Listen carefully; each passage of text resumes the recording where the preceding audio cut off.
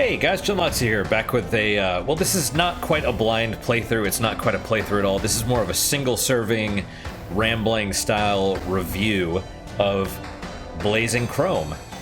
Blazing Chrome is a game that was released in 2019 by Joy Masters, I think. It's on basically almost every platform. It's on Steam, though, for about 17 bucks. It is sort of Contra, sort of Metal Slug, sort of Strider. You can tell it's clearly inspired by, like, Terminator. It sort of has that, yeah, there you go, the Arcade Crew Joy Masher 2019. It has sort of that, you know, Super Nintendo, Neo Geo, Contra, Metal Slug vibe. If you don't watch any of the rest of this, I can basically summarize the game in like a sentence or two, which is basically that I love everything about it except for the gameplay. Kind of weird to say it like that, but let me just show you. There's an achievement system, and as you can see, I've done quite a bit of the game, beaten it on both easy and normal. There is hardcore, which probably not gonna do. I've played it for about 6 hours, and it feels like I've played it for about 20. I'm gonna be honest, I haven't had a lot of fun with it. It's really painful to play a lot of the time. So I'll show you a little bit about it. I could go into a lot of like design philosophy and exactly why it's bad, but let's just say that there's basically there's 4 characters, a male and a female of the shooter class, sort of like the Contra style run and gun character, and then you have a male and female of like Strider, like the melee style character, and the run and gun Contra style character has the best melee attack, and the melee character has the best long distance attack, I'm reasonably certain. And whenever I play one, I really want to be playing the other one. It's very odd. It's very odd. It's not a bad game by any means, but there's a lot that I could say about it. So, do you want to continue where you left off? Sure, why not? So this is I don't even remember her name, but it's the female melee character. We're going to stage 4. Now, just looking at this, it looks great. And this is sort of a continue where you basically die. And so I have like a little defense robot, which is not quite an extra life. It means you could take an extra hit, but not if you fall into pits or whatever. So that's kind of my melee attack. Now, the problem is, with the melee characters, you can see where you hit. It's about half as tall as your character, but it extends outward. With the actual run and gun character, the melee attack is about as tall as them, and so it's a lot. It doesn't have the range, but when you get close to an enemy, you want to be able to hit them. And with the melee character, you can't always. It results in some unfortunate deaths. At least for me, I'm not great at games, so your results may vary. But let's just kind of go. There's a lot going on. One of the things that really irritates me about this game is everything looks great. The artwork is good. The pixels are good. The screen is very dense. Lots of details. It's kind of zoomed in so you can see the sprites. They're big on the screen. Everything explodes real nice, and there's lots of debris. But sometimes you get shot and you don't know why, because there's so much going on the screen, and it's like a one-hit kill. You know, they have little falling platforms here. There's their little, we have a little speed robot. You get a little robot helpers. You know, so you just run through here. One of the big issues that I... See, there you go. Dead. One of the big problems I have is that there's all these power-ups for the other characters, the gun-style characters. Nothing for your melee. And there you go again. I tried to shoot up because that would have been a situation where the run-and-gun characters... let's say give up. You know what? I don't think I've ever let the timer run out. Let's see what happens. That would be a situation where your run and gun style characters could just melee. And oh, it's whatever you're on. That's unexpected. Okay, yeah, we got the wave upgrade. That's fine. So when they're jumping at you like that with the run and gun style character, you just attack, because when enemies get within melee distance, you will automatically melee them, which usually kills them because your guns are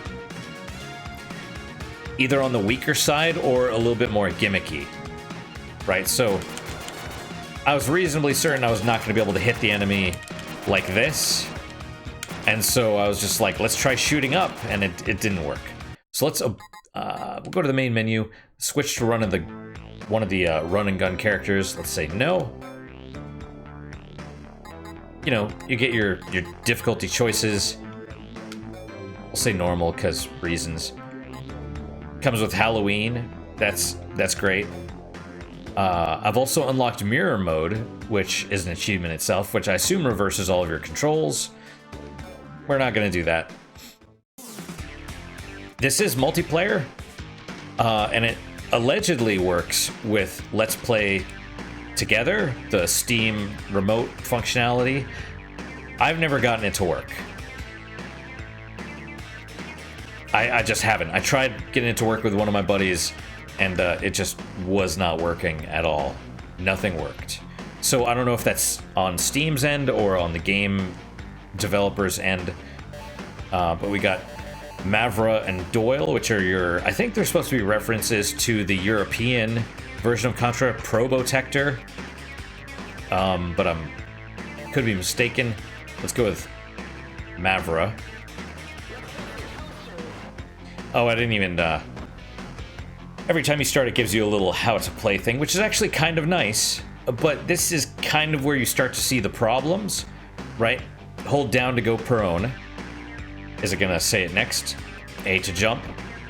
Standard stuff so far. Variable jump height, which is fine. X to shoot. Your standard cannon, you know, by right trigger. Now that's actually wrong. I've actually reconfigured the controller. Press X near enemies to hit them. Yeah, there you go. This is the problem. It's a dodge roll by pressing down and A. A lot of times you'll be expected to roll through enemies or their attacks. There's vehicles, so, you know, kind of like Metal Slug. I think I've never really played Metal Slug, not much of it anyway. But I am using a Xbox 360 controller that I had to switch the trigger and the buttons. Oh, down and A. I was using up and A the whole time. That's fine. Because it used to be that your switch weapons were the triggers, kinda awkward, and then your hold in place and shoot directionally was your the top button. So I've reversed those. That's a little bit better for me. You know what? Let's wait. Which one is this? Is the enemy supply train? Let's just start with the first one, the first level, that we guys can kind of see. So your characters, your run and gun characters at least, have guns, and they have 4 different weapons to choose from. I used to think they're all kind of lame, but they're more situational. It's not like Contra, where you get the spread, and that will carry you through the level, and you can basically each of the weapons do whatever, and they work. No. Each of the weapons have a time and a place. Also, if you die while using a weapon, it disappears. You lose it. So, that's annoying. Your basic machine gun, you hold it down to shoot. It's fairly weak. But you know, you get... If you go through the game holding it down and expecting to shoot everything, that's where I was starting to get a little irritated, because it doesn't quite feel good doing that. It's more, and especially the more stuff you put on the screen, the more likely you are to get hit by like a stray bullet, because the enemies, they just show up and, you know, they'll kill you. See, there you go. That was the melee attack. That's handy. Little defense pod, which is good. Now this is where it starts to become a bit of an issue. I didn't even mean to roll there. The controls are a little bit, you know, automatically, like from playing Contra, you'd think, oh, I'm gonna hold down, I'm gonna jump, I'm gonna drop through. No, you just launch yourself in whatever direction you're facing, which can be good, but a lot of times it will roll you off the side of a ledge or something. Now, whenever you pick up a new weapon, it automatically switches to that weapon, which can be a real problem if all you want to do is be using your basic machine gun. This is the pulse rifle, pulse beam. It's really great in certain situations, but as your general run and gun weapon, it kind of sucks. Although, you know, there's probably a speedrunner out there that says no, it's OP, because all you have to do is charge and then run with it for a few seconds, and it'll annihilate everything. And that's probably true. But you know, see, there you go. I didn't want to roll there. I wanted to let go of the button, and I mean, maybe that's on me, but so, all right, we got the wave beam or wave something, which is like a flamethrower. Again, it's not, and here we have the little bugs from the, you know, Contra 3, which is, you know, you get it right before, you get the wave beam before you get to this part, and so you think, oh, it's just like the flamethrower. And no, it's not quite as strong as that. It has its uses, especially when fighting, like, the final boss, for example, but... Oh, I got hit there. Well, that's why I use the defense bot.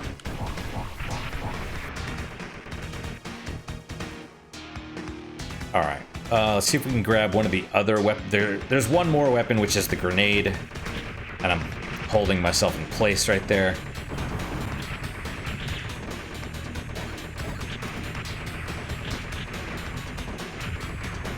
Yeah, it's kind of weird. It's like I found myself, you know, as I play the game as this character, I just want to go through and just use the melee attack on everything. It's very odd.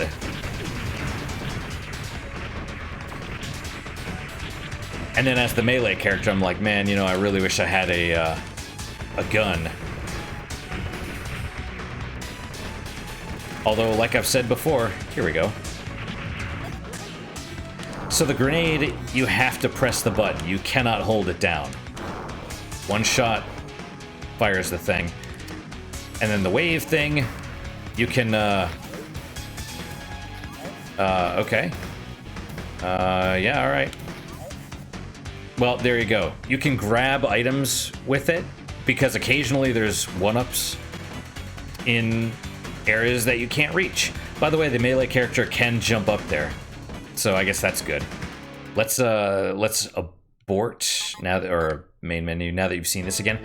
We'll go back in with the melee character, just to kind of, let's do Raijin, the shinobi character. Yeah, we'll skip that, because he can do a charge attack, which I don't think I showed you guys. But that way you saw the melee character, then you saw the run and gun character, and now I'll show you the melee character again. So basically, you just go through the game as a melee character, just holding the charge, and then you get to an enemy and you just do that, you know? There you go. It's just like this. Yay. Well, there you go. That's how easy it is. If I was faster or better at the game, probably not, but just, I don't know.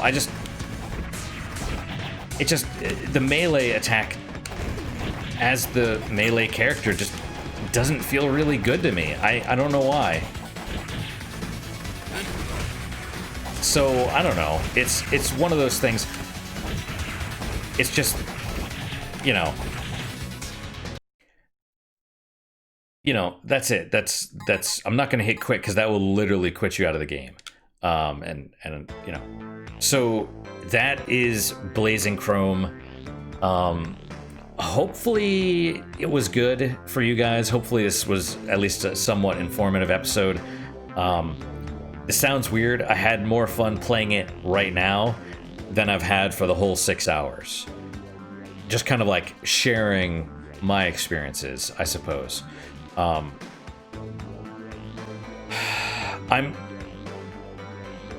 Like I said, it's clearly a labor of love, but I can't recommend it just because it's so, at least for me, it's so painful to play. It's something that you can see, you can watch, and you're like, oh, that looks fine, but it just does not feel good. A lot of the times I'll get killed, and at first I was like really angry. I was like, what the hell? What hit me? What killed me? Or that killed me? Or what's supposed to go on? But because it's the style of game where you get better at it just by playing it over and over and sort of memorizing what's going to happen. There's even a, Battletoads style, Turbo Tunnel style segment towards the end of the game. And yeah, instant death and everything.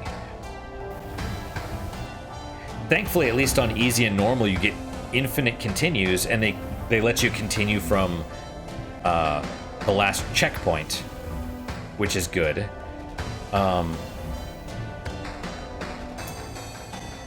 Even so, it's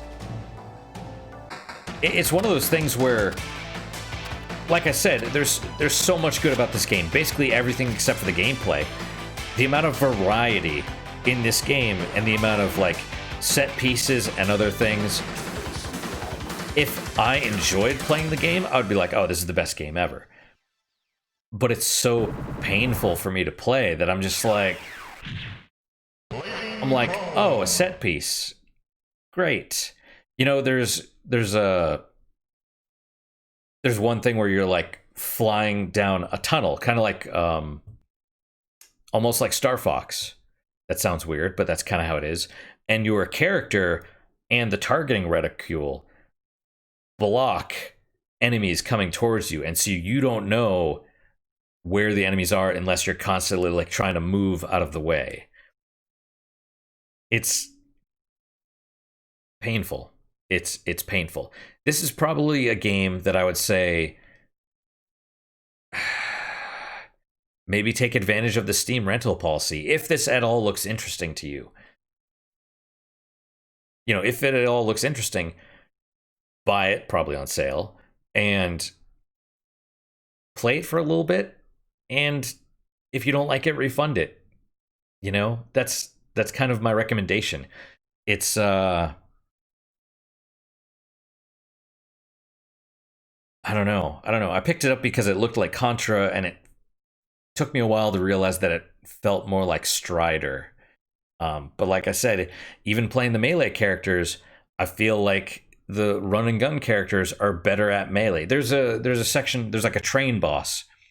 You're fighting part of the train, and it moves up and down on the edge of the screen and fires a laser at you. The gun characters can go right up to it and crouch so that it can't hit them with the laser, and melee attack, and they will hit the thing. And since it's really powerful, you can kill the boss like that, like really, really fast, like super easy. The melee characters can't do that. You try to do the same thing, they can't hit the boss. They actually have to stand up and risk getting killed. And it's just this weird thing where the run and gun characters are better at melee and the melee characters are better at long distances. It makes no sense. It makes no sense. And it feels like they're trying to blend everything together and not necessarily picking the worst parts out of it, but they kind of are. It makes me really sad because, like I said, everything looks great. The music is great, especially the final credits song. Holy crap, that's like amazing. Like, seriously, if you have no interest in the game, maybe just look up, Blazing Chrome credits song. It's that good. Um, but it's clearly a labor of love, and this everything, graphics, music, animation, just beautiful. But the gameplay kind of sucks. And it, sort of embraces the concept of negative transfer, which is you learn to do something one way and it's slightly different. And so it makes it harder to learn the new way because you essentially have to unlearn what you've learned already. Like with the holding down and pressing jump to drop through platforms, which in this game initiates the dodge roll and it'll roll you off the side and you die. And especially there seems to be something weird where you let go, but it doesn't, the gamepad or whatever doesn't reset properly and you hit jump. Well, there you go. You're rolling off the platform to your death. So that's kind of my single serving, rambling review, what have you. I really hope you guys enjoyed it. I really hope it was at least informative. If it looks interesting, check it out. Like I said, it's, $17, $16.99 or whatever on. Pretty sure it's on Steam. I think it's on the PS4, PS5, Switch, Xbox, whatever Xbox services thing is. Yeah. I just can't recommend it, even though it's beautiful. But that's all for today, guys. Thank you so much for your time and attention. I really, really appreciate it. Really hope you guys liked this episode, and I hope to see you guys next time. Till then, guys, take care.